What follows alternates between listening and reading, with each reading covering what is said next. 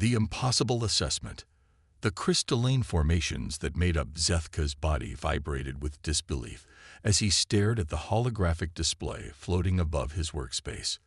The soft blue glow of the Galactic Intelligence Network headquarters on Nexus Prime provided ambient lighting, but the shocking data before him seemed to cast everything in an entirely different light.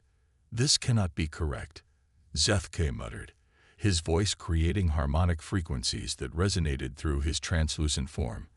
The data crystal in his manipulator appendage contained the most comprehensive galactic power assessment ever conducted, spanning 847 different civilizations across known space. And according to this impossible document, humans ranked first.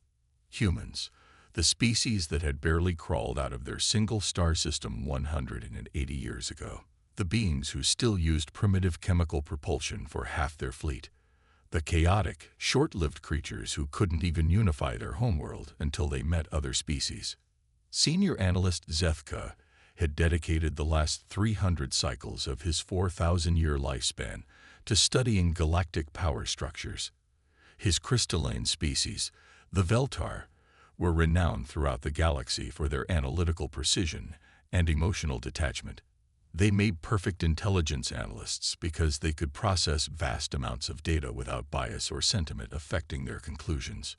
Yet here was data that defied every logical prediction he had ever made. The door to his analysis chamber chimed softly, and Director Malthorn entered. The Ketheri's 4 arms moved in synchronized patterns as he walked, a sign of either deep concentration or significant stress.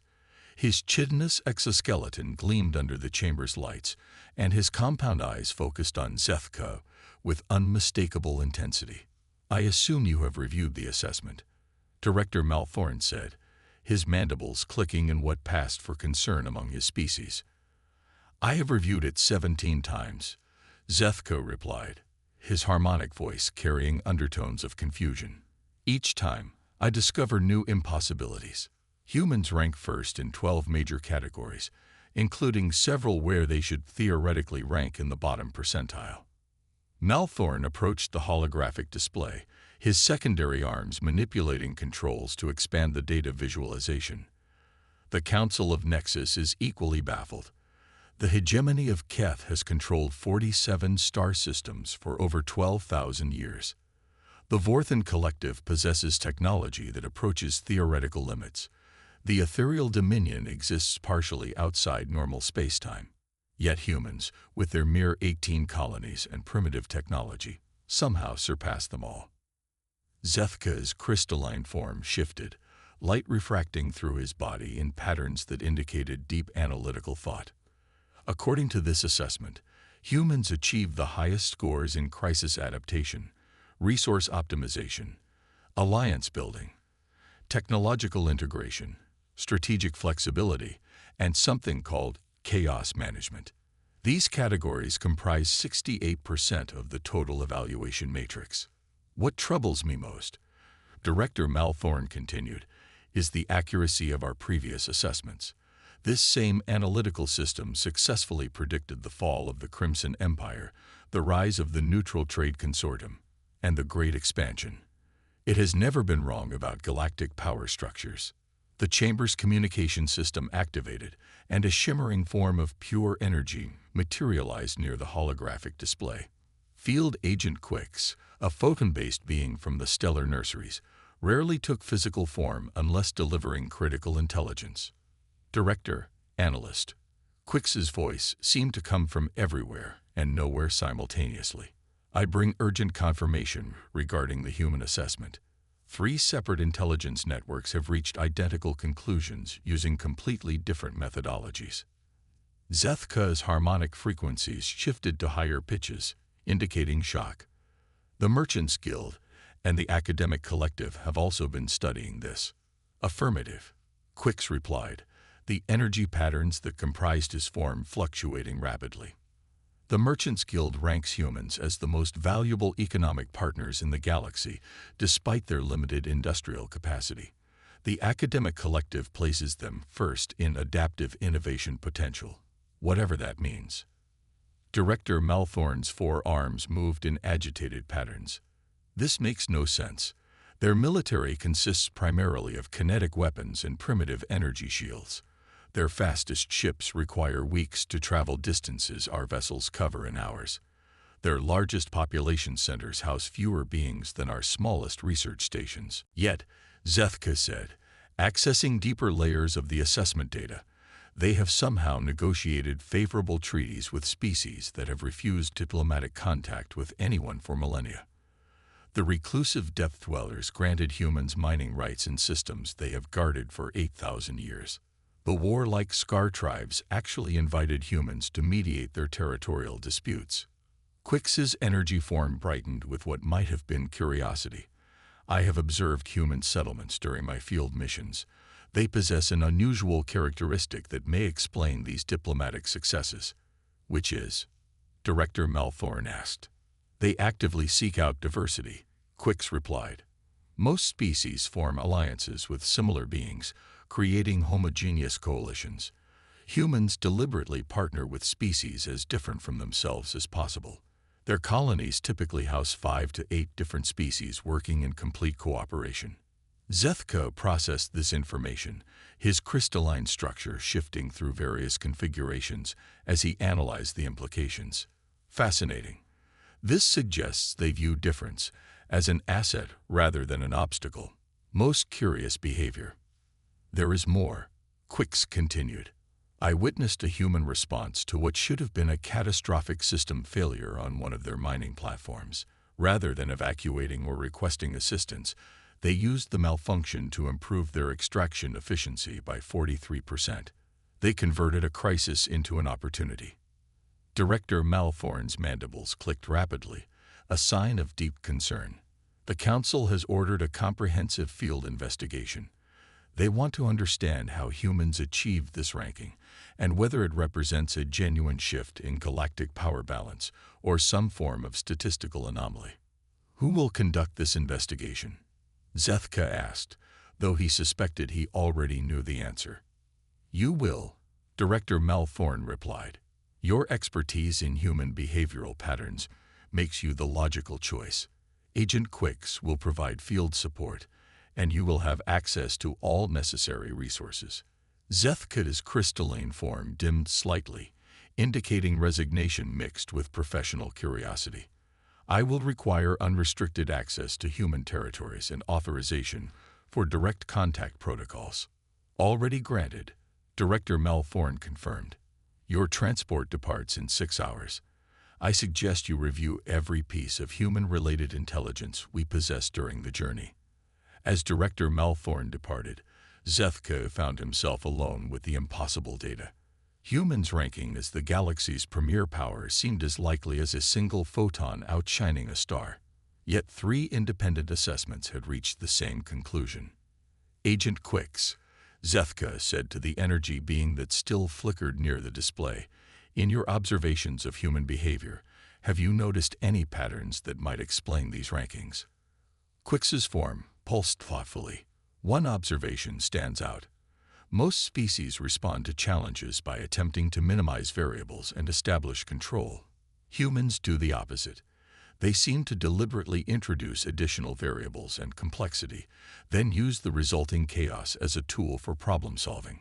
That sounds remarkably inefficient, Zethka observed. That is what I initially concluded, Quix replied. However, their success rates suggest otherwise. They consistently achieve objectives that other species would consider impossible, precisely because they approach problems from angles that conventional logic would dismiss. Zethka began gathering his analytical equipment and data cores. If humans truly deserve their ranking as the galaxy's dominant power, then our understanding of power itself may be fundamentally flawed. An unsettling possibility, Quix agreed. Are you prepared to have your analytical worldview completely restructured? As Zethka sealed the assessment data in a portable crystal matrix, he considered the question. His species prided themselves on logical consistency and predictable analysis. The possibility that everything they thought they knew about galactic power structures might be wrong challenged the very foundation of his existence. "I am a senior analyst of the Galactic Intelligence Network," he replied finally. "My purpose is to understand truth, regardless of how uncomfortable that truth might be. If humans have somehow redefined what it means to be powerful in this galaxy, then I will discover how they accomplished this impossible feat." The transport vessel Cosmic Wanderer waited in the departure bay, its sleek form designed for extended reconnaissance missions. As Zethko boarded the ship with his portable analysis laboratory, he realized this investigation would either confirm the most shocking intelligence discovery in galactic history or reveal a flaw in their assessment systems that had somehow corrupted 3 separate networks simultaneously. Either possibility would reshape everything they thought they knew about the balance of power among the stars. The human paradox revealed. The journey to human space took 12 standard cycles, during which Zethko immersed himself in every available piece of intelligence regarding human civilization. By the time the Cosmic Wanderer approached the outer boundaries of the Sol system, his crystalline matrix had processed over 40,000 individual data points about human behavior, technology, and social structures. None of it explained how they had achieved their impossible ranking. "Approaching human territory," announced the ship's navigation eye. "Multiple contacts detected. Forwarding diplomatic credentials as instructed." Through the observation deck's transparent aluminum viewports, Zethko observed the human defensive perimeter. Unlike the massive, imposing battle stations favored by most spacefaring civilizations, human defenses appeared almost casual. Small, agile platforms moved in unpredictable patterns around larger installations that seemed designed more for functionality than intimidation.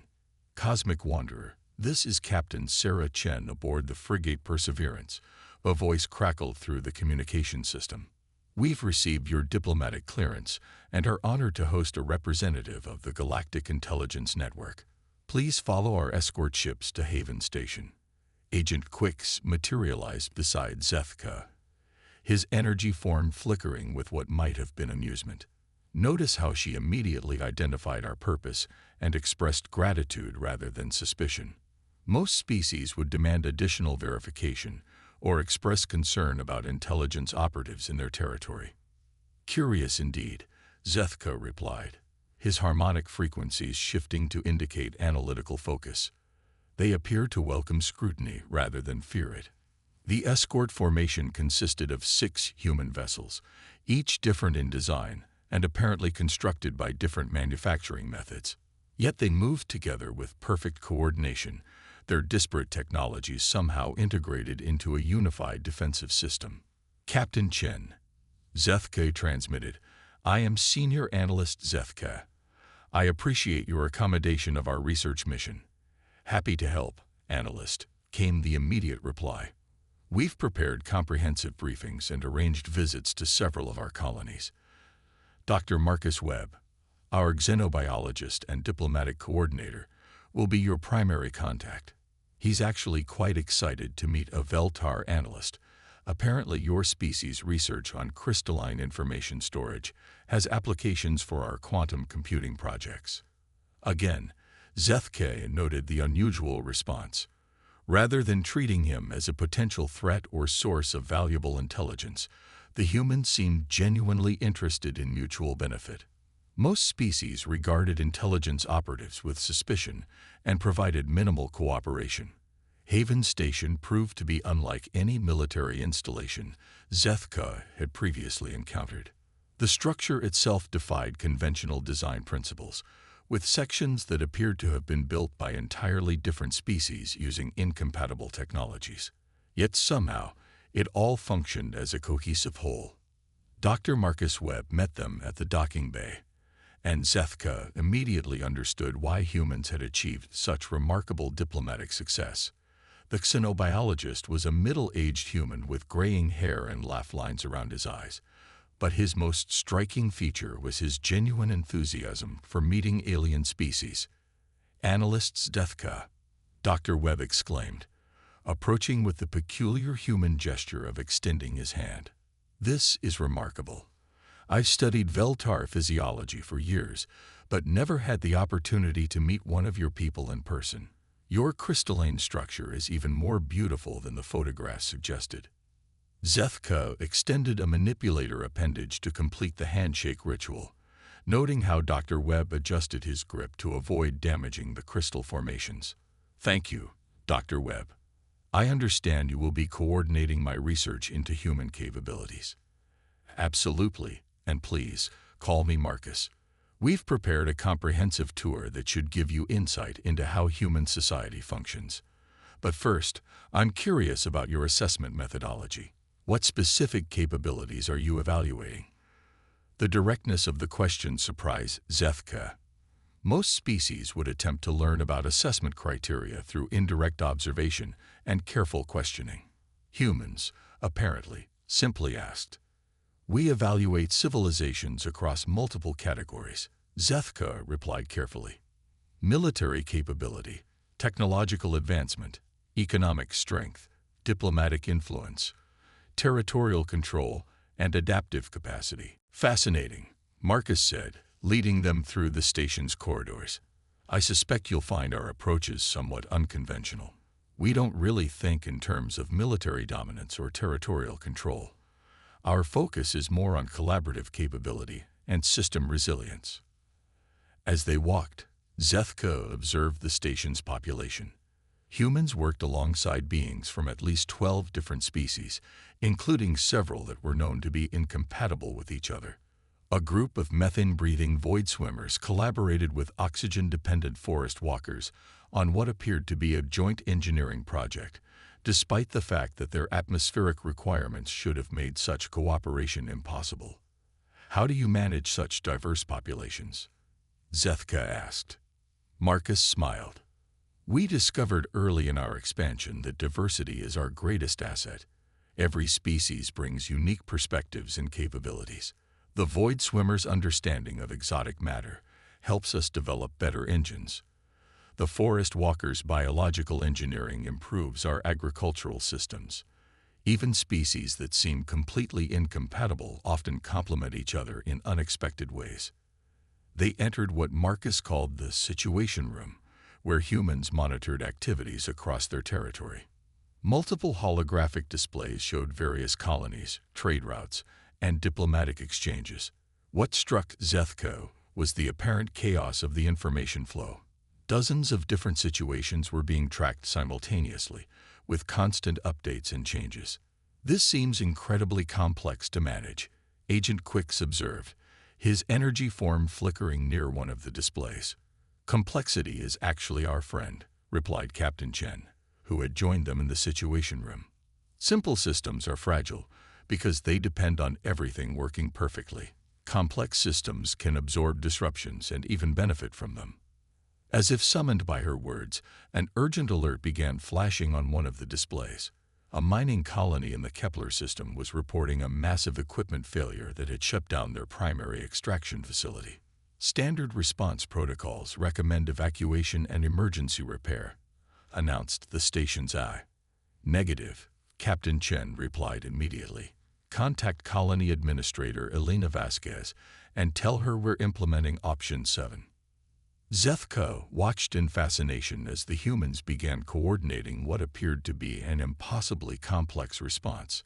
Instead of sending repair ships, they were apparently redesigning the entire mining operation using equipment from 3 different species and implementing a completely untested extraction method. This seems remarkably risky, Zethko observed. Every crisis is an opportunity to improve, Marcus explained. The equipment failure means we can implement upgrades we've been developing for months. Instead of simply fixing the old system, we're building a better one. Over the next several hours, Zethko watched the humans turn a potential disaster into a triumph. The failed mining operation was rebuilt using a hybrid technology system that improved efficiency by 60% while reducing environmental impact. More importantly, the solution was immediately shared with every other human colony, meaning the entire network benefited from the initial crisis. This is why you rank so highly in adaptive capacity, Zethko realized. You don't just respond to challenges, you actively use them to improve your entire civilization. Exactly, Captain Chen confirmed. Most species try to minimize variables and control outcomes. We've learned that embracing chaos and uncertainty actually makes us stronger. When the Void Pirate clan started raiding our outer colonies, other species told us to build bigger defenses. Instead, we figured out what the pirates actually needed and offered them legitimate jobs. Half of our current security force consists of former pirates. You turned enemies into allies, Agent Quick said, his energy form brightening with understanding. We turned a problem into a resource, Marcus corrected. The pirates weren't really our enemies. They were just beings with needs that weren't being met through legal channels. Once we addressed those needs, they became valuable contributors to our society. As the tour continued, Zethka began to understand the human approach to power. They didn't seek to dominate or control other species. Instead, they created networks of mutual benefit that grew stronger with each new addition. Their military wasn't designed to conquer territory, but to protect collaborative relationships. Their technology focused not on superiority but on integration and adaptation.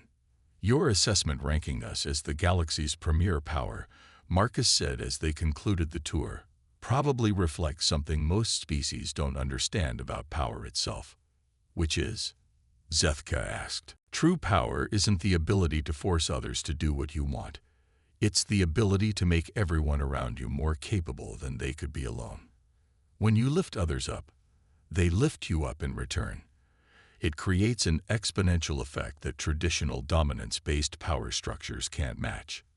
Captain Chen added, we learned this lesson on Earth during our early space expansion. Nations that focused on military dominance eventually found themselves isolated and struggling. Countries that focused on cooperation and mutual benefit became the foundation of our unified planetary government. So when faced with the vastness of space and contact with alien civilizations, Marcus continued, we applied the same principles. Instead of trying to establish human dominance, we worked to create galactic cooperation. Apparently, that approach has been more effective than we realized. As Zethko prepared his final report during the journey back to Nexus Prime, he realized that the human ranking wasn't an anomaly or error in their assessment systems. Humans had indeed become the galaxy's most powerful civilization, but they had redefined what power meant in the process. Their strength didn't come from superior technology or military might. It came from their unique ability to transform diversity into unity, challenges into opportunities, and potential enemies into valuable allies. They had created a new model of civilization that other species were unconsciously beginning to emulate. The galaxy's balance of power hadn't shifted because humans had become more like traditional dominant species. It had shifted because humans had proven that their approach to civilization was fundamentally superior to conventional models of dominance and control. In his final analysis, Zethka concluded that humans deserved their ranking not despite their apparent weaknesses, but because they had transformed those apparent weaknesses into unprecedented strengths. They had achieved something that no other species in galactic history had accomplished. They had made the galaxy itself stronger by being part of it.